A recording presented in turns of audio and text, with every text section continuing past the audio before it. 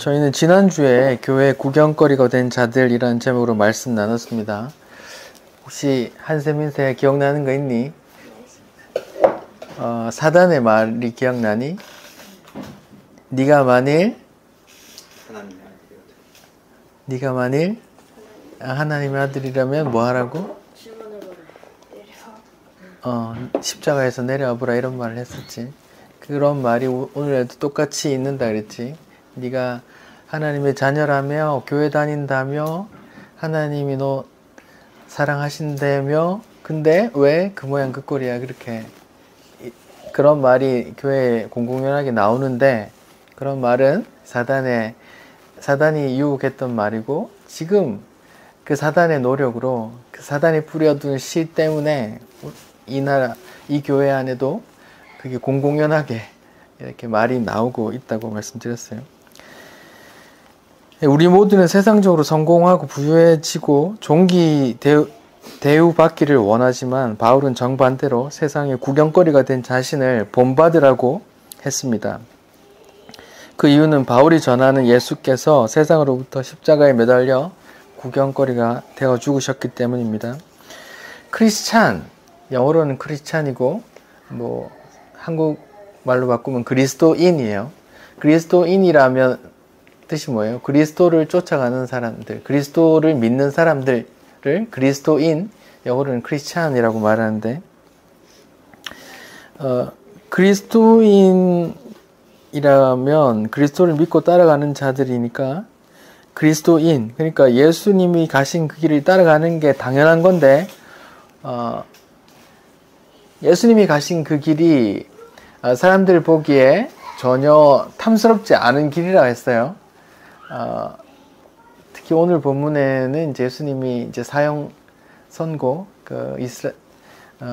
산헤드린 공회에서 이제 사형 선고를 받는 그런 장면인데, 사형 선고를 받는 그런 지도자를 그 길을 누가 따라가겠어요? 그래서 그것이 전혀 탐스럽지 않은 모습이고 않은 길이기 때문에 그게 감춰져 있다 그랬어요. 감춰져 있다. 아무도 원치 않는다. 감춰져 있다. 그래서 예수님이 비유 얘기를 할 때도 감추어진 천국은 마치 가루 서말에 부은 누룩 같으니 이렇게 얘기하고 밭에 감추인 보화 같으니 또 겨자나무씨 같으니 이렇게 또 얘기했죠. 천국은 가려져 있는 거예요. 오늘날 모든 시대를 통틀어서 사람들이 추구하는 건 뭐예요? 탐스럽고 보암직하고 모험직하고 탐스러운 그런 것들을 취하려고 하는 거죠. 근데 그것이 아담에게부터 사단이 계속 유혹했던 것이고 예수님 때에도 예수님이 40일 동안 금식하셨을 때도 네가 하나님의 아들이면 뭐 해봐 하면서 내한테 절하면 뭐 이거 다 줄게 하면서 유혹했던 것도 마찬가지로 이 땅의 것이었죠. 그런데 아담에게부터 계속 던졌던 그 유혹을 오늘날 인간들에게도 동일하게 하는데 여전히 아담 때와 마찬가지로 여전히 많이 넘어가고 있는 그런 모습인 것 같습니다.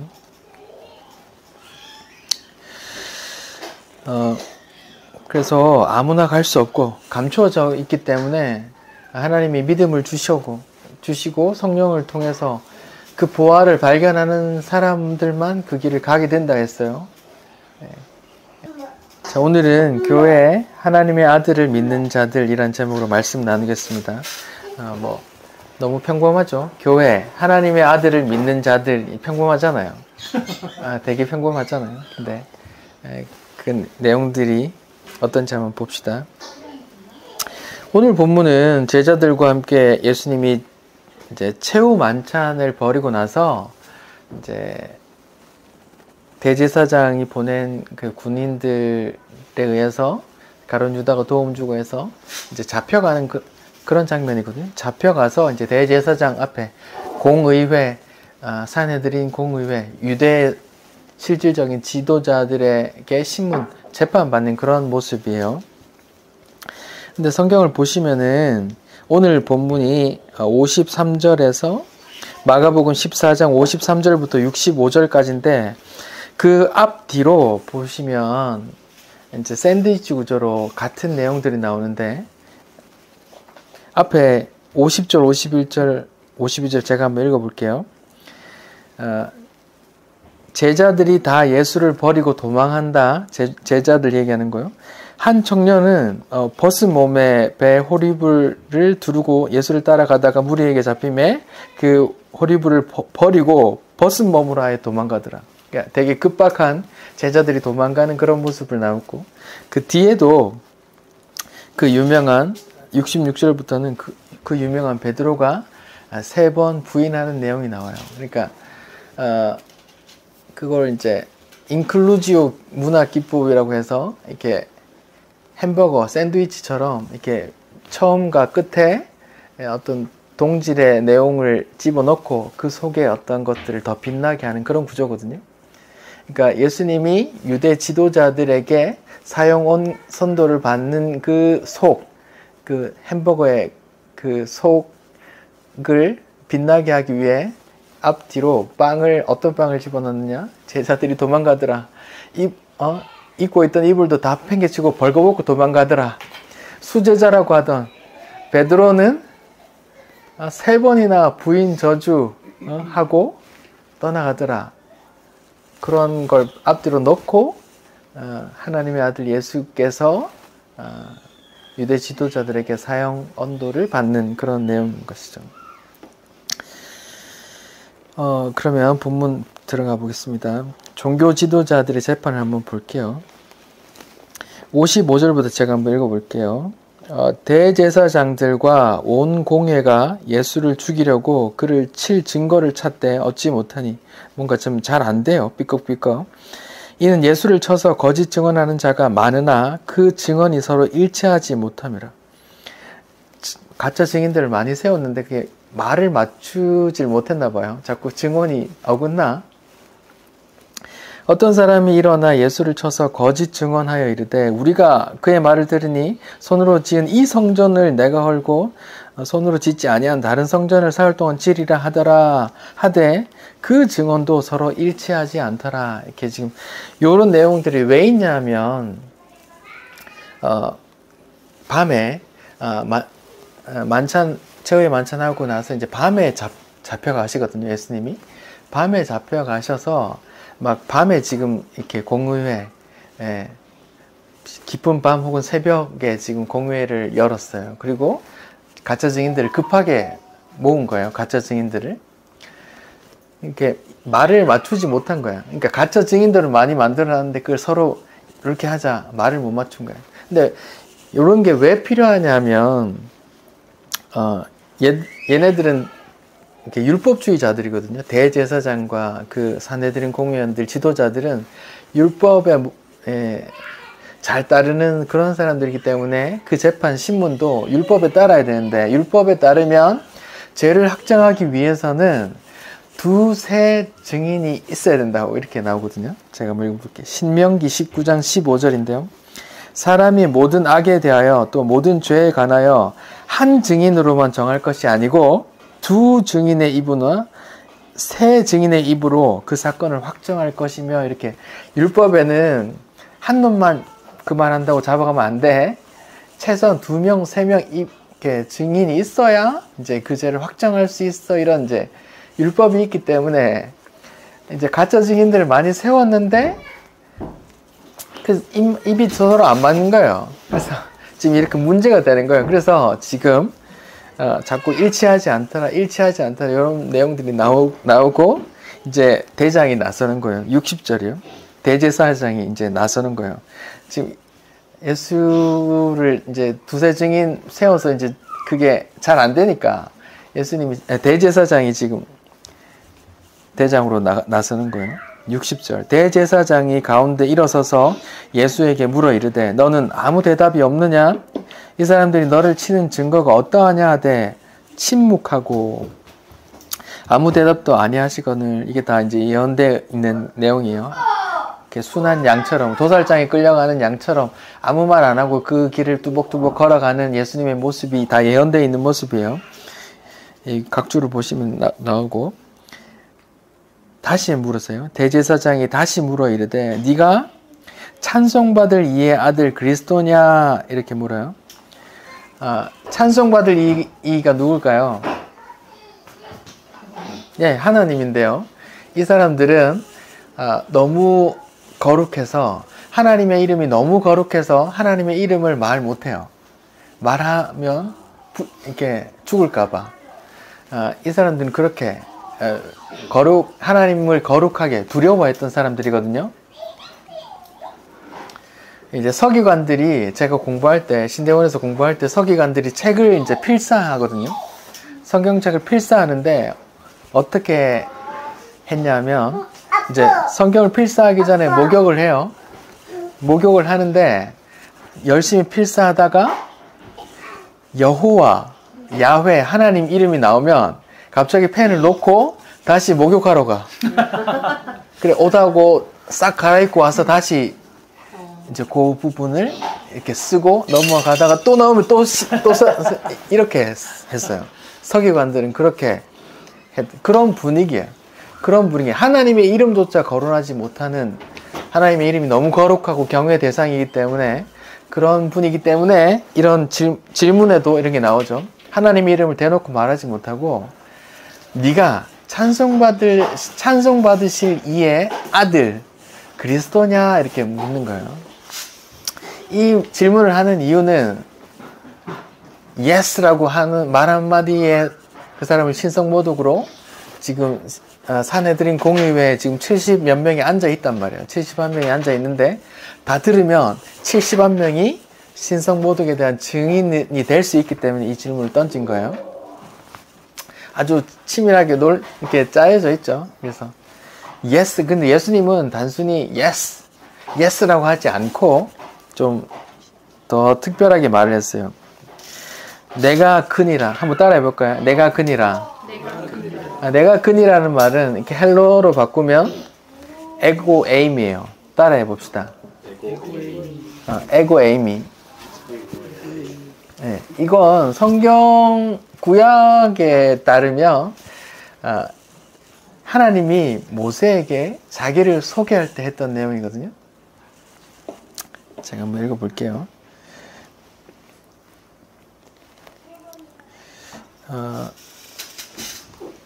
출애굽기 3장 14절에 이제 하나님이 모세를 부를 때, 아니 그럼 내가 누가 보냈다고, 사람들이 너 뭔데? 니 왜 그러냐? 누가 보냈냐라고 하면 내가 뭐라고 합니까? 하니까 하나님이 말하기를 난 스스로 있는 자야 이렇게 말했어요. 그렇게 그 소개했는데 그 스스로 있는 자라는 게 히브리어로 에흐예 아쉐르 에흐예 이게 뭐 나는 I am who I am이요. 번역하면 영어로 번역하면 그래요. 그 단어를 말한 거예요. 그러니까 대제사장들이 빡친 거예요. 왜? 자기들은 하나님의 이름조차 말하지 못하는데 그들이 네가 하나님의 아들 네가 하나님의 아들 그리스도냐 구원자냐 이렇게 물으니까 단순히 yes라고 말해도 지금 죽일 판에 그 사람들이 다 알고 있는 그 하나님을 가리키는 그 말 I am who I am 이렇게 말해버렸단 말이에요. 그러니까 이 사람이 어떻게 해요? 반응이 어떻게 해요? 63절에 보니까 대제사장이 자기 옷을 찢으며 이르되 우리가 어찌 더 증인을 요구하리요. 이제 율법에 이제 그 증인을 찾았다는 거예요. 근데 그 앞에 어때요? 자기 옷을 찢었다 그랬어요. 성경에서 자기 옷을 찢는다는 표현은 대단히 원통한 일이 있을 때 그렇게 표현하거든요. 제가 예를 한번 들어볼게요.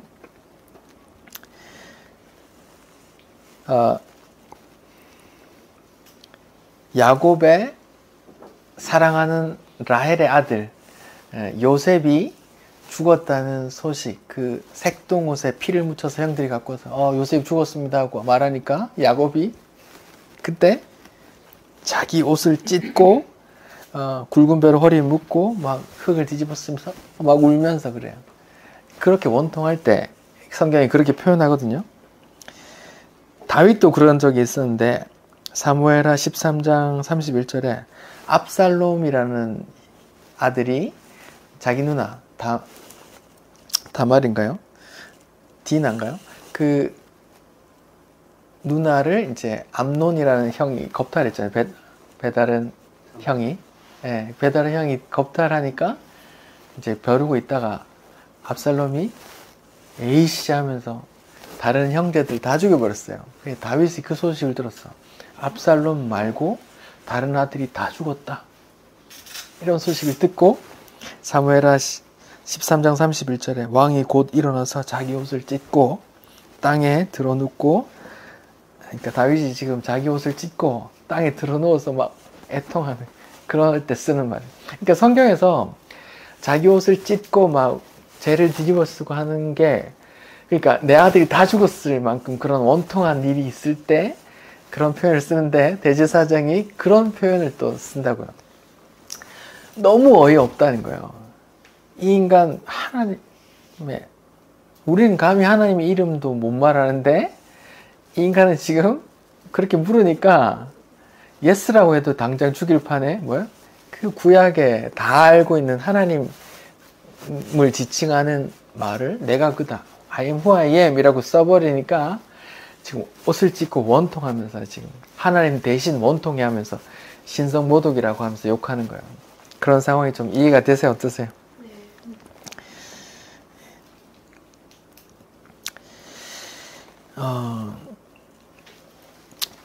지금 제가 초반에 그 샌드위치 구조라고 해서 이제 앞뒤에 똑같은 빵을 집어넣었다 그랬어요. 그 빵이 뭐라 그랬죠?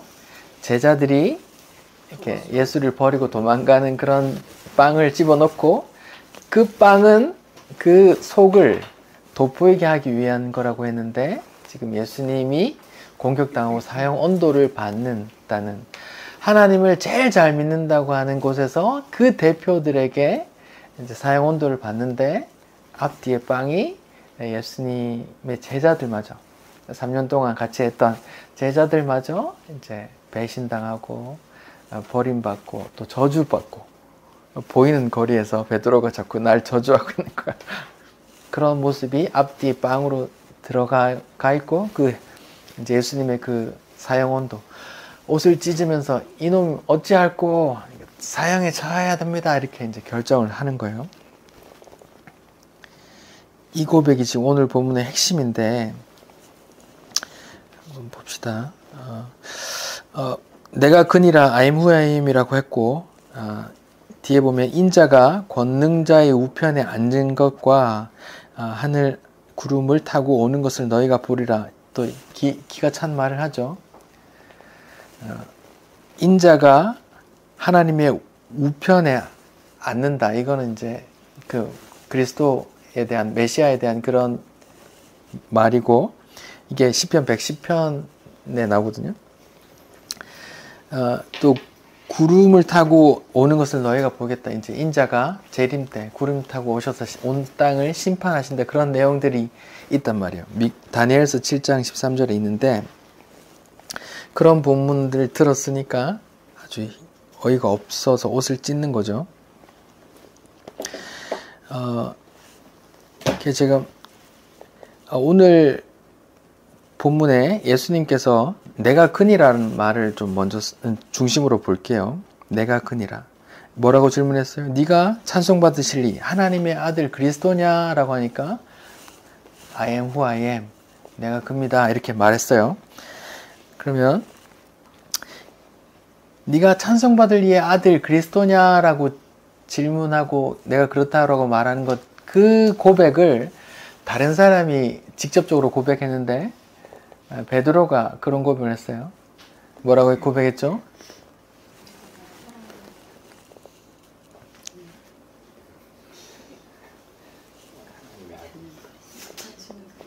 네, 주는 그리스도시요 살아계신 하나님의 아들이네. 예. 이제 예수님이 마태복음 16장 13절 이하에 보면 사람들이 막 소문이 나니까 얘들아 사람들이 날 누구라 하냐? 그러니까 뭐 어떤 사람 세례 요한이라고 하고 어떤 사람 엘리야라고도 하고 어떤 이는 예레미야라고도 합니다. 그래? 그럼 너는 날 누구라고 하니? 이렇게 물으니까 그 중에 베드로라는 사람이 그 뒤에 이제 세 번 저주했던 사람이 말하기를 주는 그리스도시요 살아계신 하나님의 아들입니다. 이게 그 질문에 대제사장의 질문이 그대로 들어가 있죠. 이게 베드로가 말하든 대제사장이 물어서 대답했던 아무튼 그 성경의 핵심이란 말이에요. 그게 성도의 신앙 고백의 핵심. 그 마태복음 16장 그 16절 그 구절 때문에 가톨릭에서는 베드로를 일대 교황으로 쳐요. 지금 로마 교황은 제 266대 교황인데 일대 교황이 베드로라고 해요. 왜냐하면 예수께서 대답하시되 바요나 시몬아 네가 복이 있도다 이를 내게 알게 하니는 혈육이 아니요 하늘에 계신 내 아버지시니라.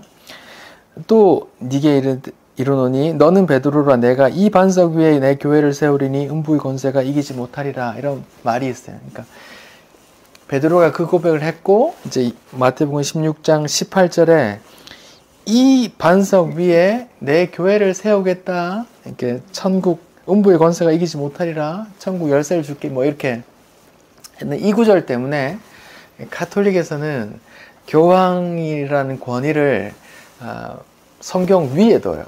성경 위에. 그러니까 교황이 하나님으로부터 더 직통 계시니까 성경도 사람을 통해서 쓰신 거잖아. 근데 교황은 더 권위가 있어. 교황 살아있는 그런 성령의 필자니까 더 권위가 있어. 이러면서 성경에 없는 것들을 만들고 막 그래요. 폐지하고 만들었다 폐지했다 그러고 있어요. 아직까지도.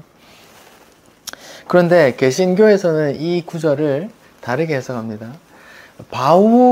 베드로라는 사람 위에 교회를 세운다는 게 아니라 실제로 그 가톨릭에서는 그 베드로 성당 지하에 그 베드로 시신을 묻었다고 그래요. 실제로 그 위에 교회를 세운다 이 말해서 재밌죠. 예, 실제로 그렇게 해요. 그 베드로 성당 밑에 베드로가 묻혔다 이렇게 묻어놓고 있어요. 그런데 개신교에서는 이렇게 해석해요.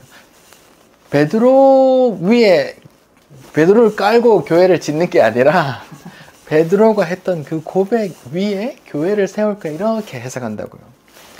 실제로도 그렇게 해석하는 이유가 원어적으로도 마태복음 16장 18절에 보면 너는 베드로라 내가 이 반석 위에 내 교회를 세우리라 이렇게 나와 있어요. 근데 원어상으로 너는 베드로라 내가 이 반석 위에 할 때 베드로랑 반석이랑 같은 단어예요. 그래서 교황이 그 가톨릭에서는 그 베드로 위에 교회를 세운다 이렇게 해석하는 거고 원어상으로는 근데 같은 단어지만 남성형과 여성형 헬라어는 그런 성별이 나오거든요. 근데 이 성별이 달라요. 너는 베드로라 할 때 베드로는 진짜 남자 그 베드로를 가리키는 남성형 단어를 썼고 이 반석 위에 할 때 그 베드로 같은 단어지만 여성형을 썼다고요. 교회를 보통 여성형으로 쓰거든요. 그 고백하는 그 무리를 여성으로 취급해요. 왜? 하나님의 예수님의 신부로 이렇게 표현하니까 여성형으로 쓴단 말이에요. 그런 이제 신학적인 해석 원리가 있어요. 그 천주교와 개신교 사이에 그런 해석의 차이가 있어요. 그래서 베드로를 진짜 그 무덤 위에 베드로 성당을 지었고 아니야 그런 거 아니야 라고 하면서 이제 그 고백하는 그 고백 위에 교회를 세우는 거예요. 그렇게 고백하는 사람 두세 명 모이면 교회야. 이제 개신교는 이렇게 해석하는 거예요. 어느 게 더 맞는 것 같으세요? 베드로 무덤 위에 교회를 짓는 게 맞는 것 같아요. 어때요? 그렇단 말이죠. 조금 벗어났는데 다시 돌아가서 그 고백, 그 신앙 고백에 대해서 볼게요. 네가 하나님의 아들 그리스도냐 이런 거를 믿고 고백할 수 있느냐에 따라서. 근데 이 고백은 아무나 할 수 없어요. 아무나 할 수 없어요. 아무나 이 고백할 수 있으면 아무나 천국 가는 거잖아요. 사람들이 흔히 이제 자유주의 신학계에서 하는 말이 예수님은 모든 인류를 위해서 죽어 놓으셨고 그것을 예수를 구주로 믿는 자는 천국 가고 안 믿는 자는 지옥 간다 이렇게 이제 해석을 해요. 그러면 내가 인간이 천국 가고 지옥 가는 게 인간 편에 달려 있다고 해요. 그걸 알미니안주의라고도 하고요. 그런데 그건 성경하고 다른 거예요. 한번 찾아봅시다. 요한복음 17장. 요한복음 17장. 이것은 이제 예수님께서 십자가 지시기 전에 피눈물 흘리시면서 했던 기도 내용인데요.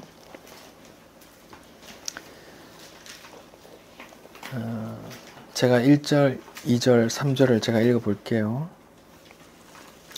요한복음 17장 1절. 예수께서 이 말씀을 하시고 눈을 들어 하늘을 우러러 이르시되 아버지여, 이렇게 아버지라고 부르는 거예요. 하나님을. 때가 이르렀사오니 아들을 영화롭게 하사 아들로 아버지를 영화롭게 하옵소서. 아버지께서 아들에게 주신 모든 사람에게, 이렇게 말해요. 아버지께서, 하나님께서 아들에게 주신 모든 사람에게 영생을 주게 하시려고 만민을 다스리는 권세를 아들에게 주셨음이니이다. 이렇게 말해요. 그러니까 모든 사람에게 구원을 주는 게 아니라 하나님께서 예수님께 보낸 자들만 구원한다, 이런 말이에요. 영생은 곧 유일하신 참 하나님과 그가 보내신 자 예수 그리스도를 아는 것이니이다, 이렇게 말한다고요. 6절이요. 세상 중에서, 모든 사람이 아니에요. 세상 중에서 아버지께서 내게 주신 사람들에게 내가 아버지의 이름을 나타냈습니다, 이렇게 말하는 거예요. 모든 사람에게 구원이 열려 있는 게 아니에요. 이게 칼빈주의의 예정론에 관한 거죠. 그런데 인간은 모르죠. 그래서 우리는 다 전도해야 하고 복음 전해야 되는데 하나님께서 택한 자들이 있고 그 아버지께서 택한 자를 성령을 통해서 믿음을 주시고 주를 고백하게 알아보게 한다, 이런 내용이 있는 거죠. 이 고백은 아무나 할 수 없는데 세 가지 내용을 믿어야 돼요. 먼저 하나님을 믿어야 되고, 창조주 하나님을 믿어야 되고, 두 번째 그 창조주 하나님이 그 구원자를 보내겠다고 기록되어 있는 구약 성경을 믿어야 되고, 세 번째는 그렇게 구약에 예언되어 있던 사람이 예수야, 아니야 아직 안 왔어, 아니 와서 십자가에 지고 죽었어, 이렇게 그 세 가지를 믿어야 되거든요. 창조주 하나님을 믿어야 되고, 또 하나님이 자기 아들을 구원자로 보내줄 거야 라고 하셨던 그 구절 예언을 믿어야 되고, 세 번째 그 예언된 사람이 예수야 라는 걸 믿어야 된단 말이에요. 뭐 하나씩 봅시다. 창조주 하나님을 믿습니까? 우린 제주도에 있어서 너무 그걸 잘 믿을 수 있는 것 같아요. 근데 도시에 가면 하늘 보기가 어려워요. 하늘이 안 보여요. 빌딩 숲이야. 하늘도 안 보이고 나무도 안 보이고 자연도 안 보이고 바다도 안 보여요. 그 속에서 하나님 보이기가 어려운데, 제주도는 어디 가든 하늘이 있고 바다가 있고 산이 있고 얼음이 있고 초원에 뛰어노는 말이 있고 하니까 너무 잘 보이죠. 바다가 때에 따라 막 한 발치 왔다가 막 2, 3m 들어왔다가 2, 3m 빠졌다가 막 그런 걸 눈앞에서 보면 신기하잖아요. 살아있구나. 누군가 운영하고 있구나.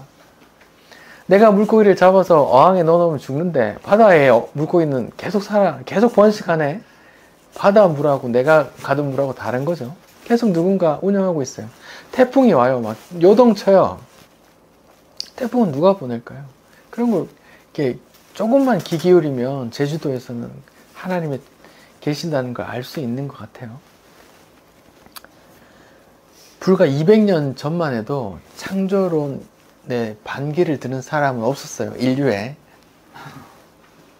찰스 다윈이라는 사람이 1809년에 태어나서 종의 기원이라는 책을 1859년에 썼는데, 그 전에만 해도 창조에 대한 내용에 반기를 드는 사람이 없었어요. 그런데 1859년에 그 종의 기원이라는 책이 나오고 나서 아직 200년도 안 된 시간인데, 그 시간 동안 세상이 다 바뀌어 버렸어요. 돈 있는 사람, 힘 있는 사람들이 세상의 학교를 다 바꿔버리고 교과서를 다 바꿔버렸어요. 한 200년도 안 되는 시간에 창조론에서 진화론이 대세로 바꿔버렸어요. 지금 태어난 아이들은 뭣도 모르고 그냥 진화론이 맞다고 배우고 있어요. 200년 전만 해도 뭣도 모르고 창조론을 배웠거든요. 근데 이렇게 바뀌었어요. 그래서 부모님들은 늘 얘기를 해야 돼요. 너희가 학교에 가면 이런 걸 배울 거야. 근데 성경에서 말하는 건 이렇지 않단다. 한 200년 전만 해도 그런 얘기는 아예 없었단다. 근데 지금 이렇게 누군가가 의도적으로 이렇게 만들어 놓았단다. 지금도 진화론이에요. 이렇게 검증이 끝난 걸 법칙이라고 말하고, 어떤 생각 정도, 주장을 론이라고 해요. 논할론해서. 이렇게 그 진화론은 입증이 안 돼요. 왜냐하면 수천 년 동안 이렇게 조금씩 변했다 하거든요. 수천 년 동안 조금씩 발이 튀어나오고 손가락이 튀어나왔다고 말하기 때문에 인간의 생애에서 증명할 수 없기 때문에 영원히 론으로 남아있을 거예요. 여러분이 만약에 누군가 증명하고 싶다면 지금 몰래 원숭이를 한 마리, 한 쌍을 사서 집에서 기르세요. 그리고 집에서 키워서 원숭이도 아들의 자손을 낳게 하고, 나도 아들의 자손을 낳게 해서 그 원숭이가 내 아들 인간하고 비슷해지는지 보아야 될 거야. 동물원 한 100년 넘는 동물원 있잖아요. 그 원숭이지. 그 원숭이지 사람 안 나오잖아요. 진화론이라는 게 그렇게 꽝인데, 뼈 몇 개 맞춰놓고, 그렇게 뼈 한 개 찾아놓고, 이 사람이 이런 존재가 아마 원숭이와 인간의 중간쯤 되는 존재일 거야. 아마 이 허벅지 뼈 하나 찾아놓고 그렇게 다 맞추고 있단 말이에요. 그걸 믿는 게 오히려 종교이거든요. 여러분들도 자녀들이 클 때 늘 말해야 돼요. 그런 상황을 저도 계속 말하고 있거든요. 그래서 주인이가 벌써 초등학교 2학년인데 벌써 이런 얘기를 하더라고요. 학교에서는 이렇게 말하는데, 주인아 그래서 뭐라고 했어? 그렇게 싸울 필요 없어. 그냥 알고만 있어. 그래서 두 가지가 있구나라고 생각하고 있어. 이렇게 이제 얘기를 하고 있단 말이에요. 창조주 하나님을 먼저 믿어야 내가 고백을 할 수 있어요. 근데 창조주 하나님을 믿고 예수를 안 믿는 무리들이 있죠. 유대인이에요. 하나님의 선택받은 선민이라는 의식이 세계 최고로 강한 그 이스라엘 사람들이 하나님을 믿는데 예수님을 안 믿어요.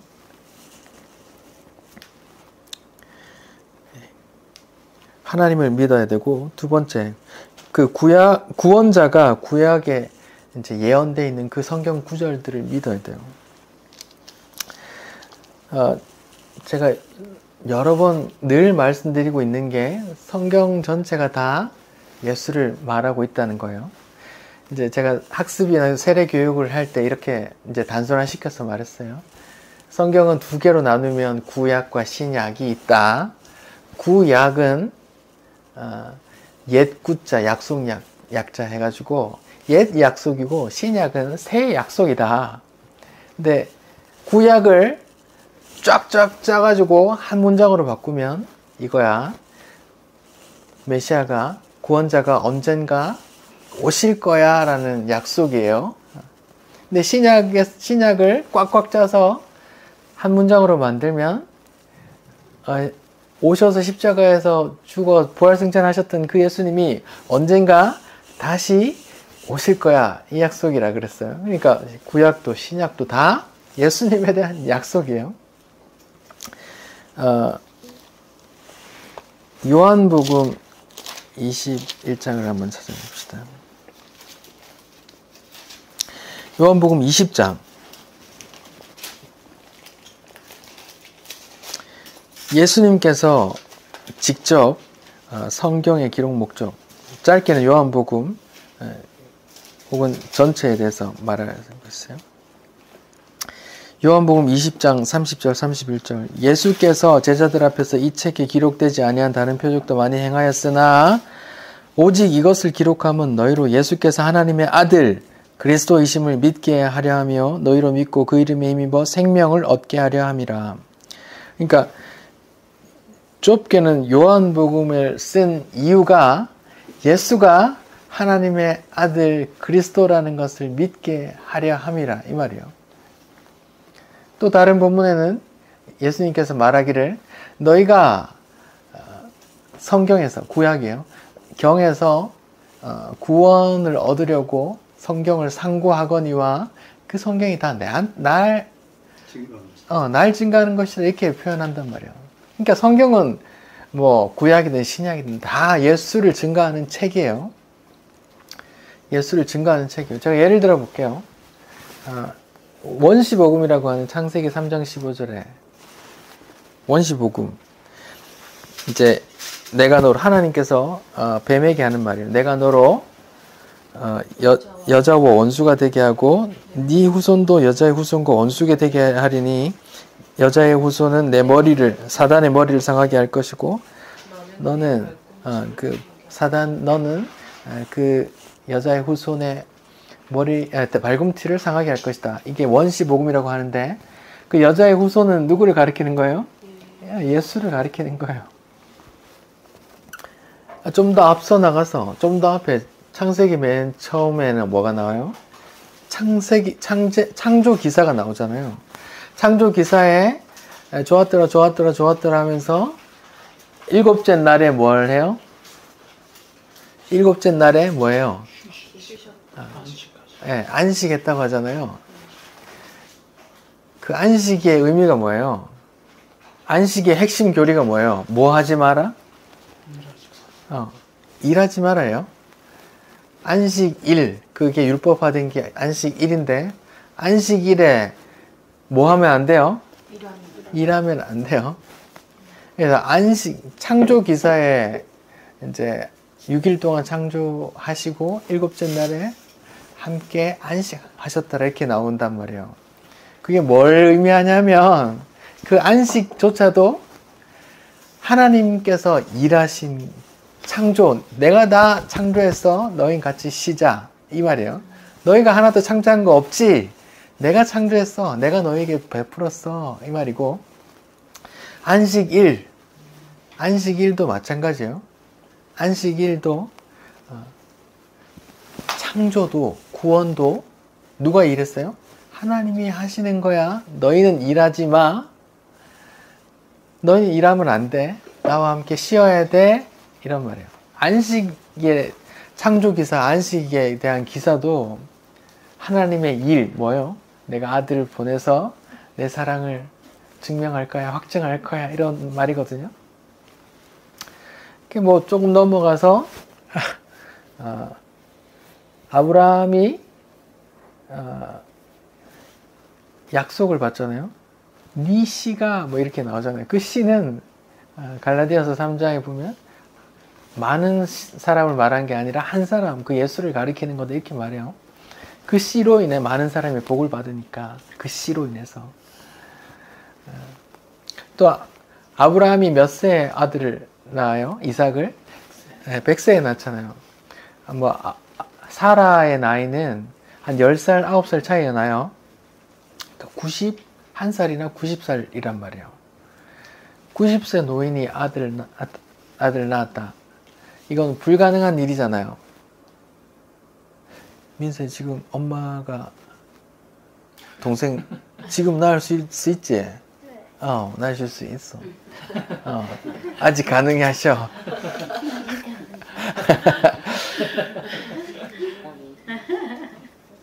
근데 90살 할머니가 아들을 낳는다는 건 불가능하잖아.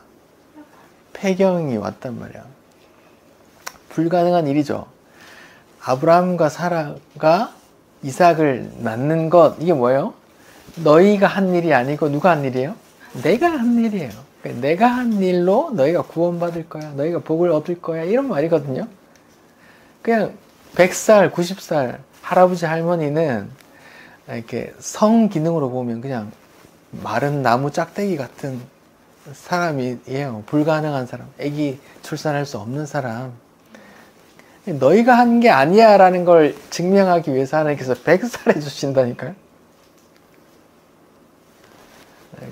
그 말이에요. 똑같은 말. 너희가 한 거 아니야. 내가 하는 거야. 이렇게 하나님의 일, 구원도 창조도 다 내가 하는 거야 라고 알려주는 거예요. 그런 것들이 다. 뭐 출애굽 10번째 6월절 생각해봅시다. 6월절 다 첫 것은 다 죽어야 되는데 어린 양의 피를 바른 그 이스라엘의 집만 그 사망의 그림자가 넘어가더라잖아요. 근데 이스라엘이 구원을 받아요. 왜? 그 피를 보고, 그 어린 양의 피를 보고. 그 어린 양 때문에 너희가 구원받는 거야. 너희가 뭐 잘나서 구원받는 게 아니야. 어린 양 때문이야. 이렇게 말하는 거예요. 어린 양 누구를 묘사하는 거예요? 내 아들. 내가 할 거거든. 내가 내 아들 보내서 너희를 구원할 거거든. 너희가 잘나서 하는 거 아니야. 하나님이 율법을 줬어요. 율법을 줘서 다 지키면 구원해 줄게 라고 주신 게 아니에요. 율법으로 죄를 알라고 주신 거예요. 그리고 나서 이제 예수께 나아오라고 주신 거죠. 너희는 안 되는구나 이렇게. 율법에 제사 의례가 있잖아요. 율법도 다 그 아들을 증거하는 거라고요. 그 이스라엘 구약의 인물 중에 가장 이제 닮고 싶은 인물들이 제가 다다요라고 했잖아요. 다윗, 다니엘, 요셉이라고 했어요. 요셉을 생각해 봅시다. 요셉이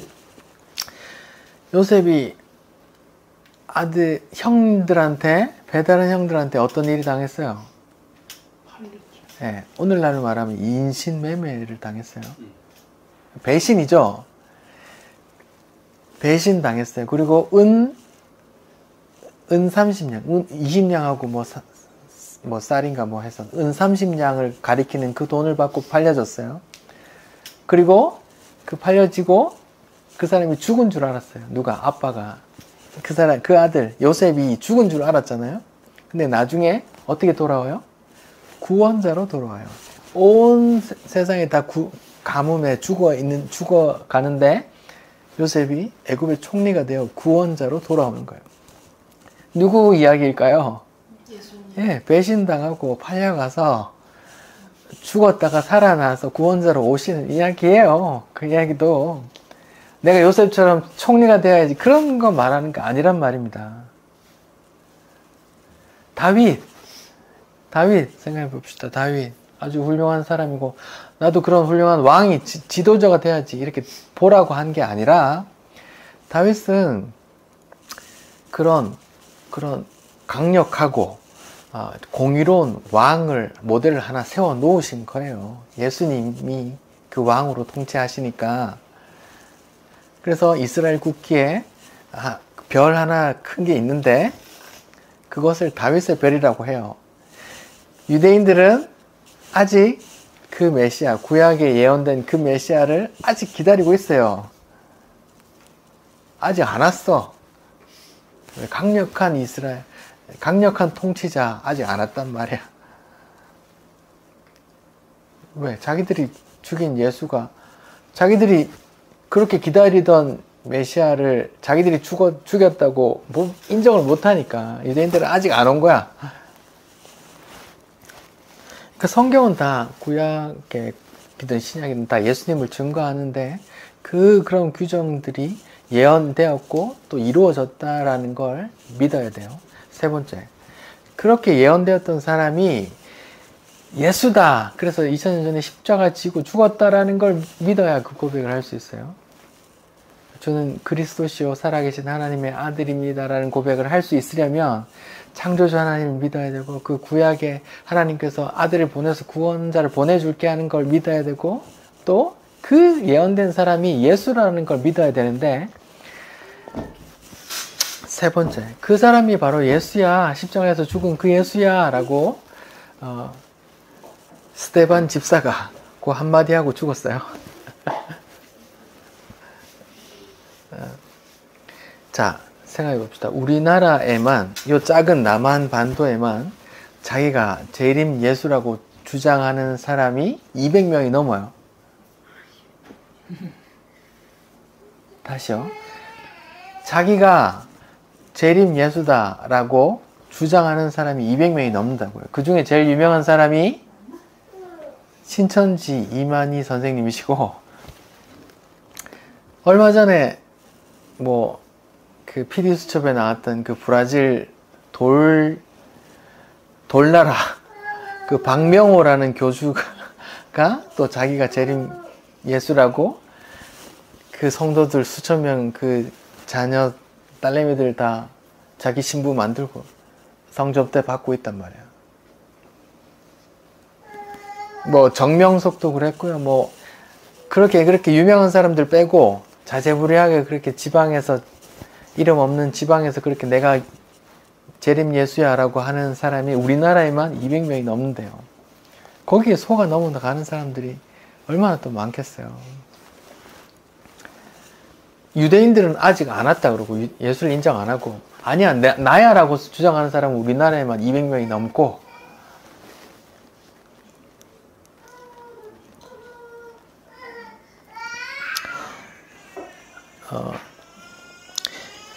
그 사람이 예수다라는 게 이제 예수님이 태어날 때부터 그런 증거가 있었죠. 누가복음 1장 30절부터 천사가 마리아에게 말을 해요. 보라, 네가 잉태해 아들을 낳을 건데 이름을 예수라 할 거야.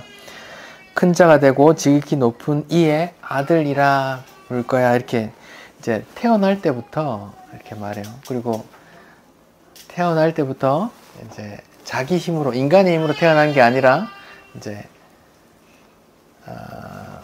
수태고지라고 하죠.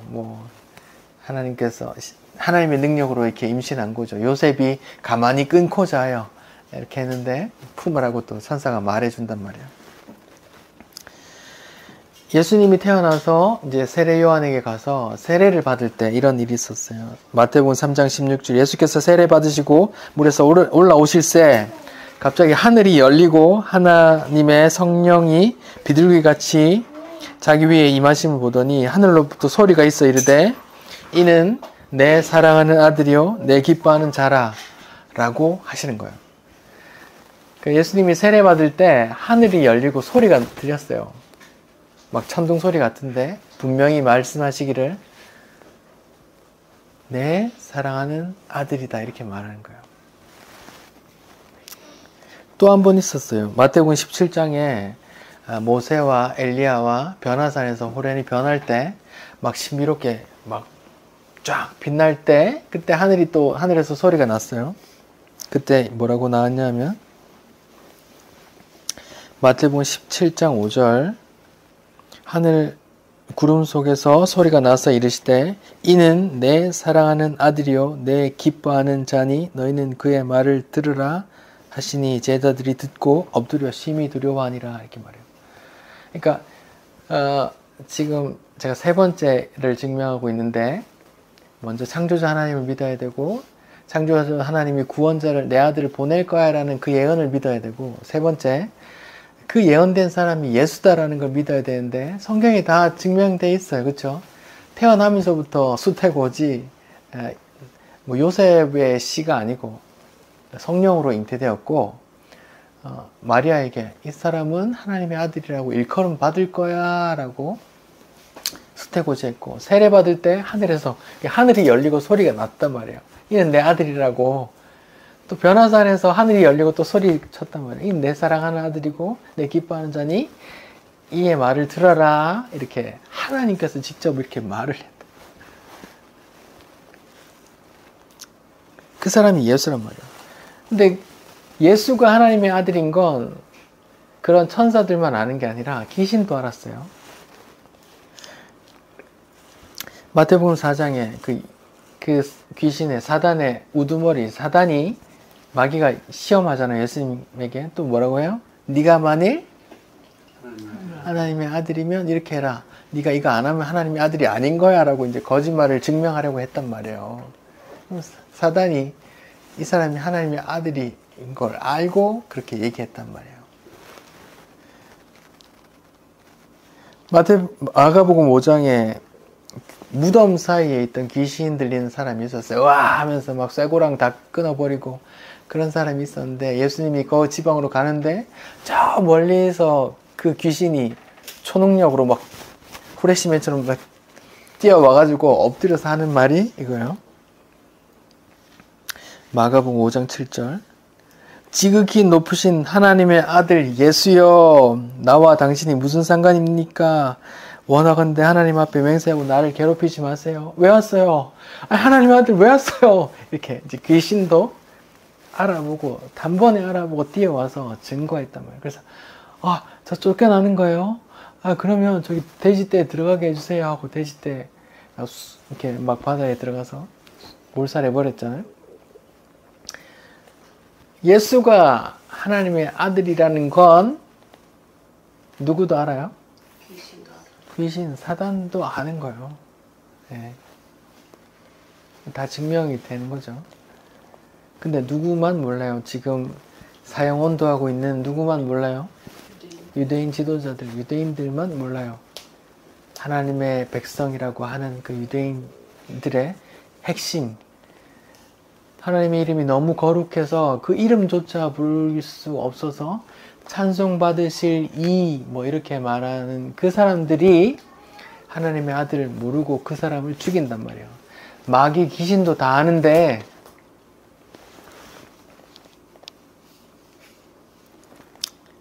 그 주님이 지금 어디 계세요? 네. 마가복음 16장에 보면은 이제 예수님이 부활하시고 사람들에게 보이시고 이제 하늘로 올라갔다 이런 표현이 나오는데 마가복음 16장 19절 주 예수께서 말씀을 마치신 후에 하늘로 올려지사 승천이죠. 하나님 우편에 앉으시니라 이렇게 써 있어요. 제가 오늘 제목을 교회 뭐죠? 하나님의 아들을 믿는 자들이에요. 하나님의 아들을 믿는 자들. 근데 하나님의 아들을 믿으면 우리가 또 하나님의 아들이 된다고 성경에 써 있어요. 맞죠? 그런 거 알아요? 네, 그럼요. 네. 에베소서 2장 한번 찾아볼까요?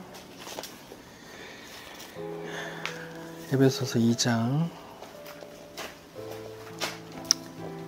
4절부터 봅시다. 4절부터 6절 에베소서 2장 4절부터 6절 시작. 긍휼이 풍성하신 하나님이 우리를 사랑하신 그 사랑을 인하여 허물로 죽은 우리를 그리스도와 함께 살리셨고 너희는 은혜로 구원을 받은 것이니라. 또 함께 일으키사 그리스도 예수 안에서 함께 하늘에 앉히시니 이렇게 나오죠. 그러니까 예수를 부활 승천시켜서 하늘에 앉히시는데 함께 일으키사 그 예수 안에서 우리를 함께 일으키사 하나님의 아들로 만드셨다고 그래요. 하나님의 아들을 믿는데 또 우리가 그 아들로 인해서 우리가 또 하나님의 아들이 된대요.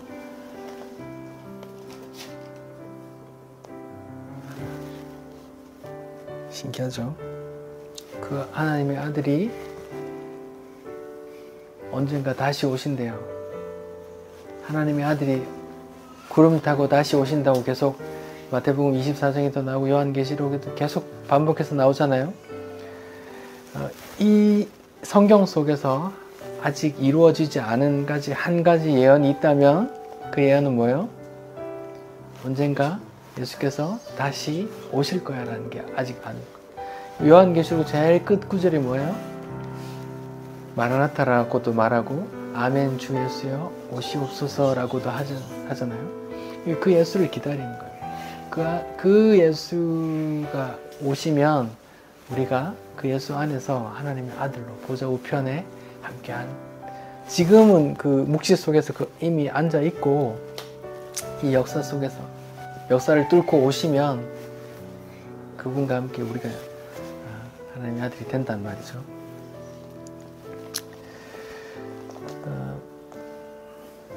교회에 하나님의 아들을 믿는 자들이라는 제목으로 말씀을 전해드렸어요.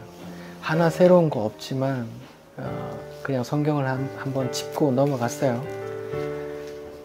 오늘 제가 이 설교가 마지막이라면 그냥 이것만 해도 제 할 일 다 한 거예요. 예수를 증거한 거니까. 이것이 처음이고 이것이 끝이에요. 다른 거 더 없어요. 다시 오실 예수님만 기다리면 됩니다. 예수 하나님의 아들을 믿는 우리가 되길 바랍니다. 기도하겠습니다. 주님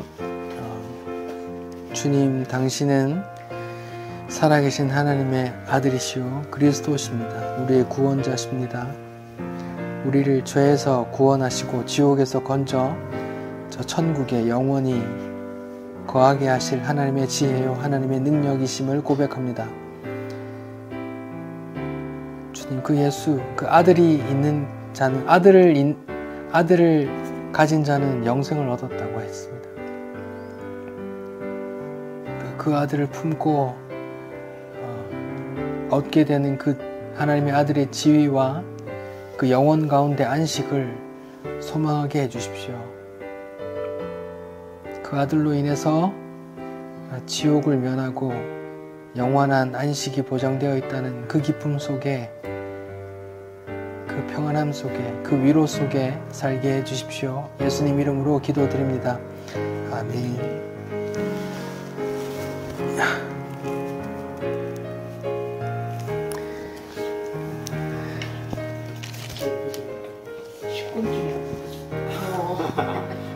그래요. 식곤증 있으신데.